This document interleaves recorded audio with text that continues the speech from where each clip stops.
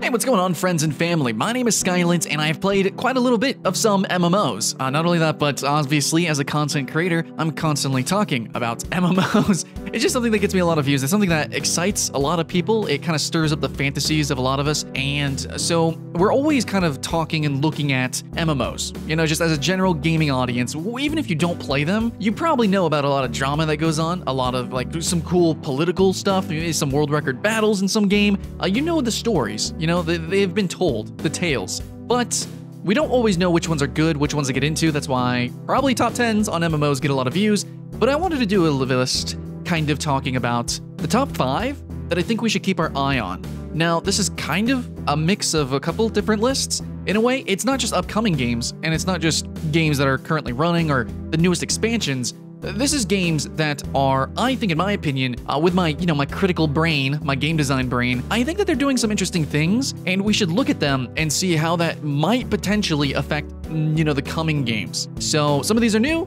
some of these are older, some of these are not even out yet. But I think these are the games you should keep your eye on for reasons, which I'll go into as we list them out.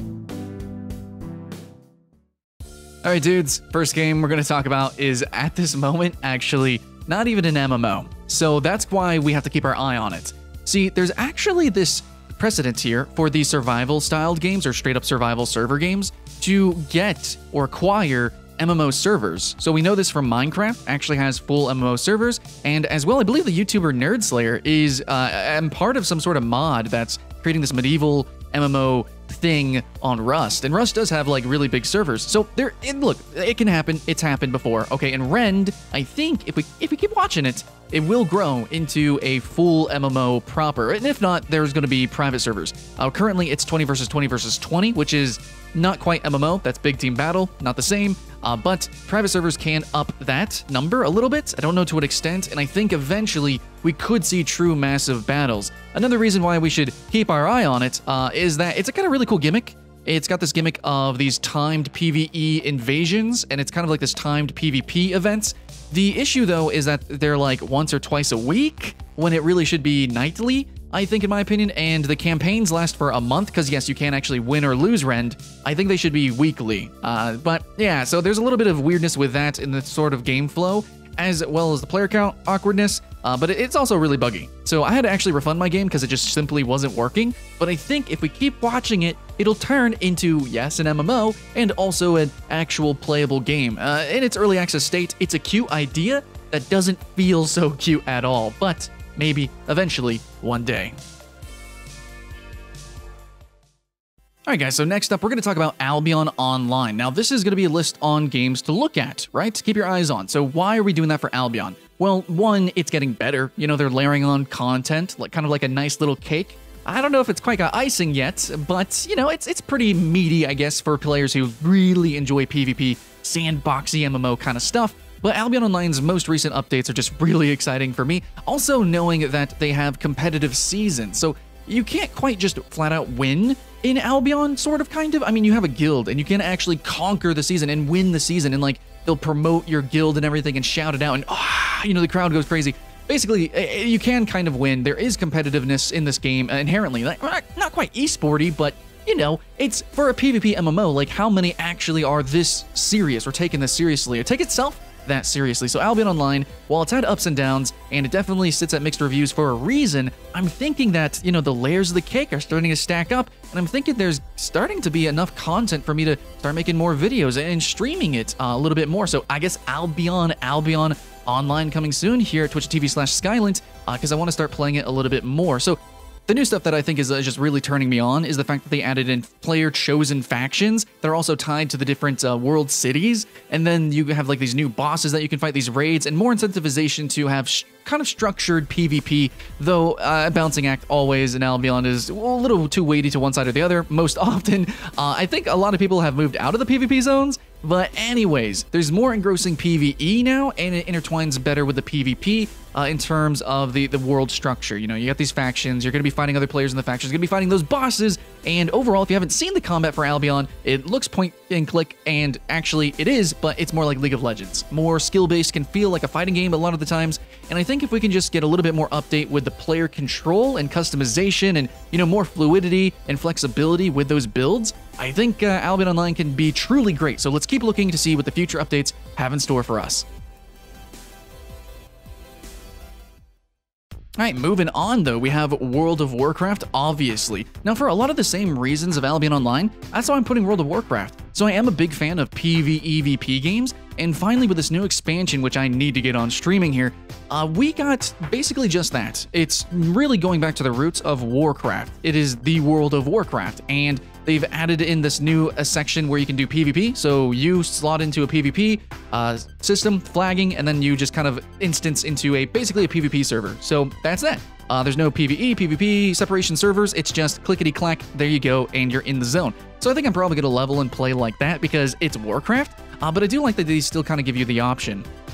So also we just have, it's obviously World of Warcraft, whatever it's doing, you should just always be looking at what it's doing and looking at the evolution of WoW. Also, this is kind of a second-y thing, but vanilla WoW coming out again, you know, seeing how WoW does classic servers once again and how they incorporate that and promote that alongside of its modern servers, that's going to be something really interesting to watch too. Not totally unheard of, but the way Blizzard does it is going to be telltale if we get more of stuff like that and more fresh start servers and, you know, just more things like that in other games. And a final note, which is kind of outside the game, but it's something I really want to celebrate, and it's the fact that World of Warcraft started doing extra cinematics and storytelling outside of the game. This is something that I think MMOs desperately need, which we see in stuff like Team Fortress 2 or Overwatch. You know, we see it in MOBAs, but for some reason RPGs, you know, they try to cram everything in game, and it's boring and bad, and nobody sees it all, and what they do see is pretty bad. So having cinematics and comics outside is pretty cool. I want to see how they expand the lore in the World of Warcraft outside of the literal World of Warcraft.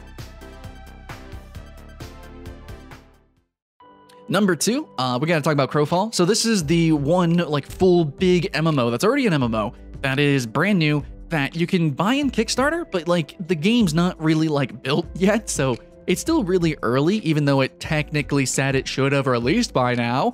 There's definitely some misgivings with Crowfall with some of their announcements, as well as how long it's taken to develop, as well as what they have been developing not exactly being what they promised. Yeah, there's some controversy, there's a little bit of drama, but overall I still think Crowfall is really exciting. So similar to Rend and a bit Albion Online, we have a game that you can win. It has multiple campaigns though, multiple varying different kind of campaigns that sort of have mutators to them. You might have a free-for-all campaign. You might have a campaign that only allows certain races or class combinations. You might have different kind of biomes and zones and things like that, but these all run together, and guilds have to split up their power base between these, reap the rewards, and bring it back to your custom Eternal Kingdom, which is actually pretty exciting. And not only do you have a custom Eternal Kingdom, but there's also supposed to be voxel destruction, and the gameplay mechanically is supposed to be more on the action-y kind of side of MMO combat. So there's a lot of really fun, cool stuff with Crowfall that makes me hype. We have to keep our eye on it though, because like there's some cool stuff and they can always stack and layer onto it like we've seen with Albion Online, but also being a Kickstarter game and being one of the first ones that should be releasing here, that's totally brand new, this new genre of winnable MMO. I think it's also something that we need to be worried about, because there's some money grubby stuff going on with Crowfall and like every Kickstarter MMO. So, you know, better or for worse, we need to keep an eye on Crowfall. All right, guys, but now we're on the final one that I think is a really important game to look at, and that's going to be RuneScape.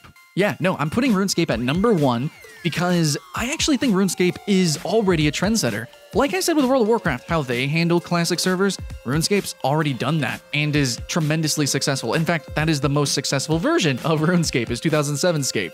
Also, though, we see RuneScape, like throughout the years, trying to do a lot of weird stuff. Like, you guys remember Darkscape? That was, you know, short-lived, and a few other RuneScape projects, but now they're porting to mobile. That's going to be big. For some of you guys, probably most of you guys, you don't really play mobile MMOs because honestly, how many are there really? Like, that are true MMOs, that are truly accessible on mobile devices, that are good?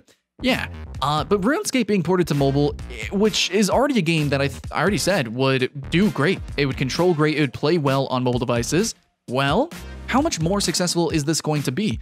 how much more long-lived is RuneScape going to be? And are other games going to follow suit and look at what RuneScape's doing and kind of emulate that success in some ways? We already see World of Warcraft starting to, taste the trends, so maybe? But RuneScape also is supposed to have like a new MMO coming out. I don't know if it's going to be like a reimagined RuneScape, basically what RuneScape 3 is to 2007.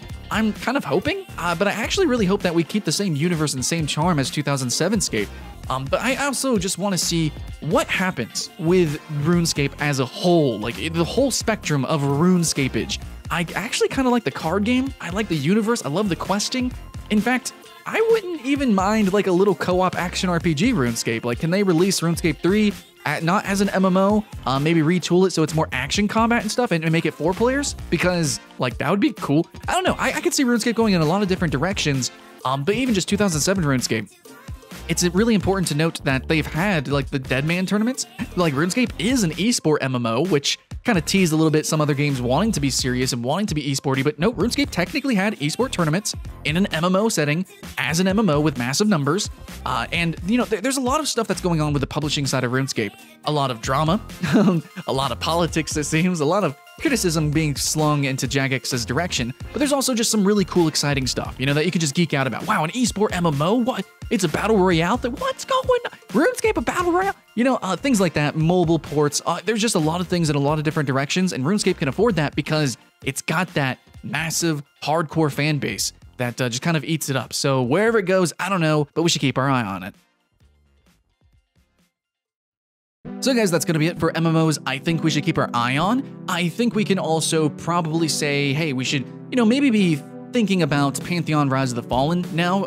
Stuff like Project Gorgon, I also want to shout out a little bit because that's a whole new emergent genre, right? Is these new classical MMOs. I got a new list coming for that too. If you guys want to see it, hey, like the video and let me know in the comments below which one should make it. But yeah, we could talk about those too. I just think, I don't know, man, all of them are kind of dying on arrival in my opinion, but we'll see. But these are the games that I think are really solid, good games to just keep track of. And again, for ups and downs, better or worse, these games are probably going to leave a wake. If it's in the MMO genre, survival genre, or action RPG genre, whatever, these games, I think in a lot of ways, critically, are inspiring, and they do some really cool things, but also just as a player, a lot of these games do a lot of bad things too, absolutely. I'm not saying that these are the most hype games ever, but they do some hype things, right? So let me know in the comments below what you guys like or don't like about these games. What do you think is really cool that they're doing new, and what do you lament that they're changing? Because not all changes are good, like I've already mentioned. So let me know in the comments below. Thanks for watching, guys. But regardless, keep the hype alive, and I'll see you again next time.